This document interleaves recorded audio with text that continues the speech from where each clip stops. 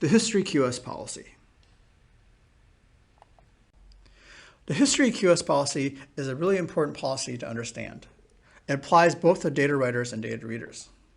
Fundamentally, it is configuring a policy of how the send queue for a data writer or the receive queue for a data reader is used.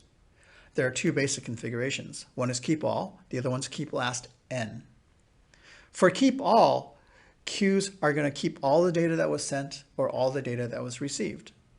The maximum size or maximum number of data that's kept in a queue is actually determined by a different QoS policy called resource limits.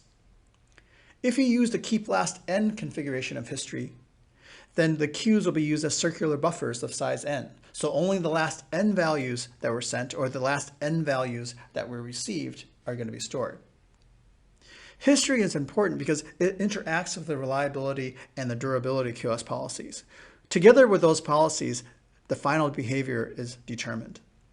For example, if you want strict reliability, also known as TCP level reliability, that means all the data sent is received, even if there's loss of packets, then you need to turn on not only the reliability, set the reliability kind to reliable, but you also need to set the history kind to keep all. This tells DDS that all of the data needs to be delivered reliably. On the other hand, you may want less reliability. For example, you only need the last n values to be delivered reliably. So this is known as keep last reliability. For this, you still need to turn on the reliability protocol, so reliability kind needs to be reliable. But now you set the history kind to be last and the history depth to be n, where n is equal to the number of values that you want to be delivered reliably.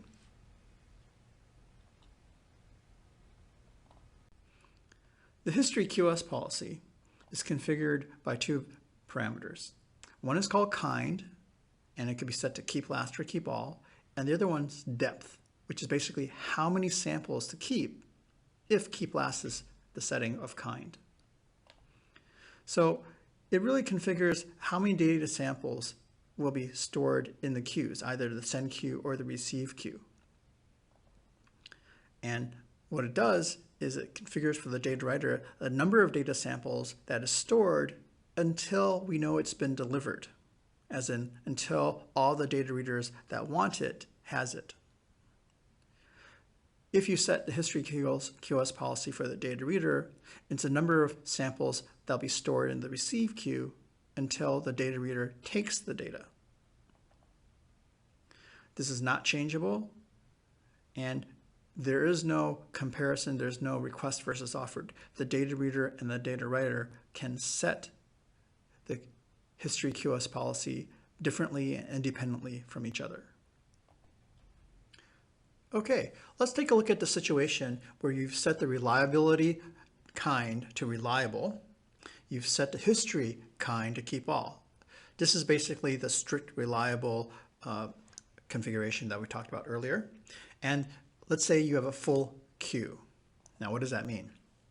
Well, when you're sending data, the data will be stored in the send queue, and the only time we can remove it is when the data reader have acknowledged that they received the data. It could be that you've sent the data so fast that before any data readers can send an ACK that they receive the data, that the queue has been filled. Or it could be that a data reader is unable to send an ACK, and your queue is full of data that's waiting for an ACK from that data reader. But in any case, you have a full queue. When you have a full queue, the next write that the application does will block. It'll block for how long? Well, it'll block until some space opens up in the queue, and space can only be opened up in the queue if the writer gets an ACK from a reader. So if the reader starts ACKing that's received the data, that data can be dequeued and space can be opened up.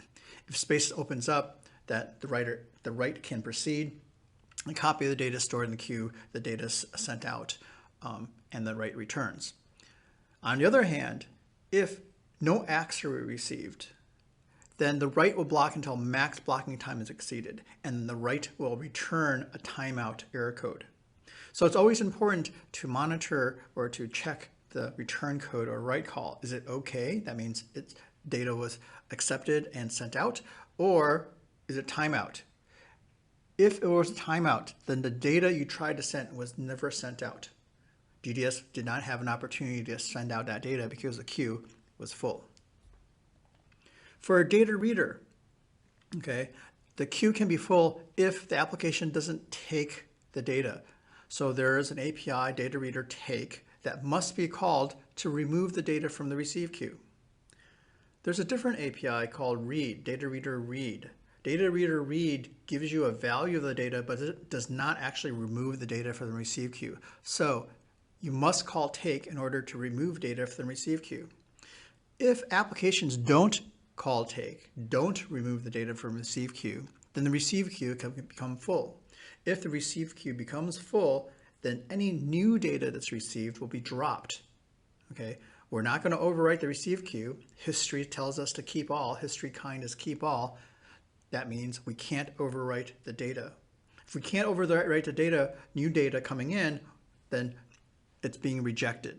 And rejected status notification will happen. So DDS will inform the data reader, the application, that samples have been rejected for the data reader. If you want to learn more about status notifications, please take a look at the lesson on conditions and statuses. Let's look at the history QoS for state and status data for this particular use case. So what typically is state and status data? Well, it's data that doesn't change frequently, or it's very discrete in nature. For example, the positions of switches. Is it switch on or is it off? What mode of operation the system is in. So this information is not constantly varying. It's changes, then may not change for a while, then it changes again and may not change for a while. In this case, okay, there may be applications that actually want to record everything. They want to record all the changes that the state goes through throughout operation. Okay, that's like a recorder or a logger. But then you have applications that may only care about the current state. It doesn't really need to know what happened in the past. It just wants to know what the current state is. What is it now? In this case, you may have different levels of reliability for that topic, as in you may have some data readers for a recorder, for example, that want keep all. It wants all the values. Or you may configure the data reader to have a history of keep last, which gives you the current value. So the history QoS for state and status data will kind of depend on how an application is using the state and status data. If it's just logging it, it may want strict reliability with history set to keep all.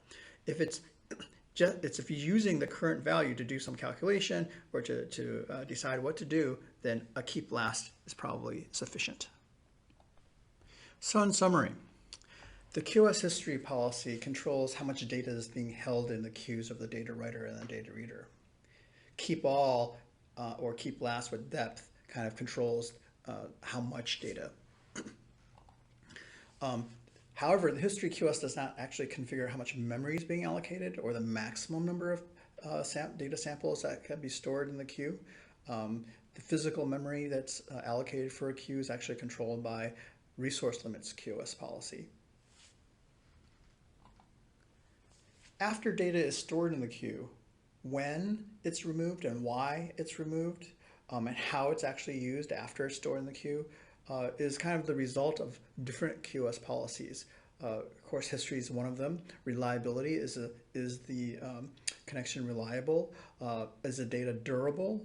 Does the data have a lifespan? These are all different QoS policies that can change when the data is removed from the queue and how it's actually used. So I suggest taking a look at the lessons on those QoS, those other QoS policies to understand that.